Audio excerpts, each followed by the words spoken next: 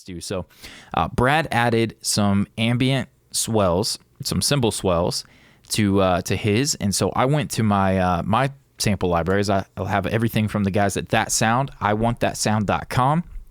I went to the Organic Deluxe library, and I pulled out the ambient swell and the basic swell from that bundle, and I panned the ambient swell just off to the left, and then the basic swell just off to the right, so that you get this effect. I'll hit play in a second, but the left swell kind of comes in, and then as the right one starts, they transition to the right. And then I threw a delay on it to extend the sustain of the basic swell. So here is what I added. Exact same spots that Brad added it. It worked perfectly, so why fight it? Here is the first swell.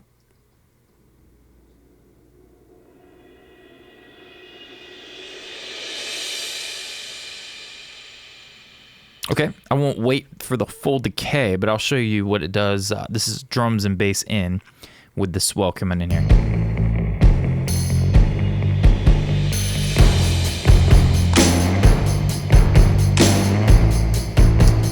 And I think it was necessary. So kudos to Brad, great job, great ear, loved it.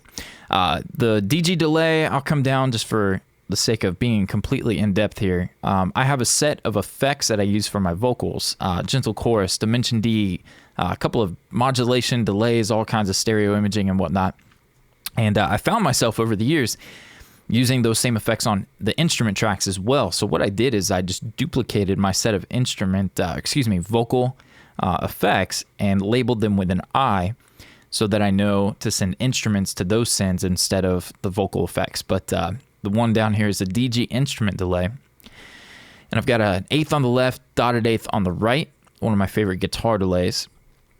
Then a saturation knob from Soft Tube, put some grit into it, and then 400 and below is cut, 7300 and above is gone, and that's what's creating that sustaining sound to extend the sustain on the right swell, the right cymbal swell. I'll play that for you very quickly. We got a lot to cover here. But let me mute this guy so you just hear the one on the right. Here's without it. In solo would help. Okay, and then just a little bit of love to help. You feel it on the right ear. Kind of helps extend and sustain that out a bit. So that was cool. The other thing I wanted to touch on before we do track by track walkthrough is I added a kick. We'll see that in a minute. But the timpani, I saw that Brad muted the timpani for the first part of the chorus, and then for the tag, when she's singing Hurricane, repeating that, he let it come in, and he did a pretty sweet low end boost to it. He used an API 550. I've got the API from UAD 550L here. Same thing, 50 hertz, 6 dB. Before I saw what Brad did, I had pretty much saturated, done some cool stuff to give it some sub frequencies, but it didn't have the same shelf resonance. It just wasn't doing the same thing. It sounded good and it was full, but I liked his better, so I stole it. So I broke the timpani out. Instead of muting the first section, I treated the first section with some punch, not a whole lot of low end. I'll show you before. A huge volume difference, so EQ to bring out the upper mids. Not so much about the sub anymore, get rid of that stuff. And remember, this is the first section, I broke it apart. Then I took guys from Drumforge, have DF Clip, a multiband clipper. I didn't use multiband, but I like what this does. Kind of push this up until it breaks up, and then sometimes I push it further, sometimes I back it off. This went from this to this. A little more aggressive. And then I didn't want the lows completely gone, so I went to R-bass for like smaller speakers, so it doesn't just sound like a, thwack, dot, dot, dot. I want it to be a little bit of meat to it. You feel the sustain in that.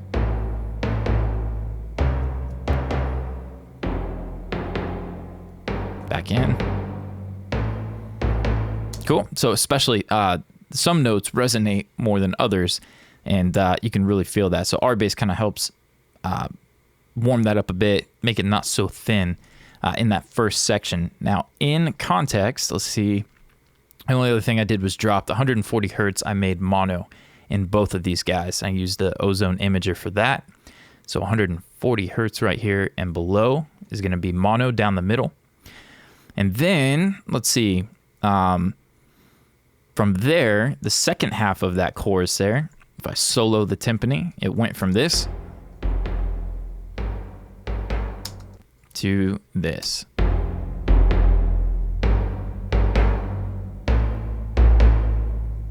Lots of low end. So 50 hertz, 6 dB with the 550.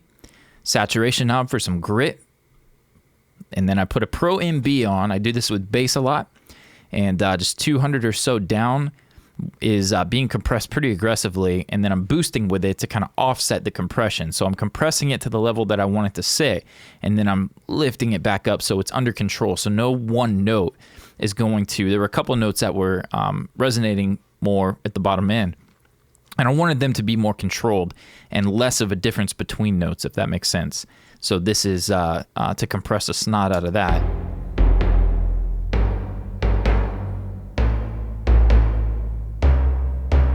So between notes, there's a difference, but it's not as drastic as this.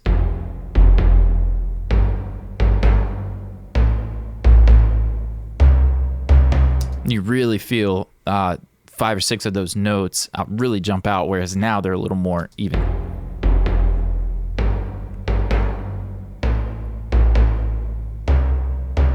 There's still a difference. I haven't completely taken away the variation there, but it's much more controlled.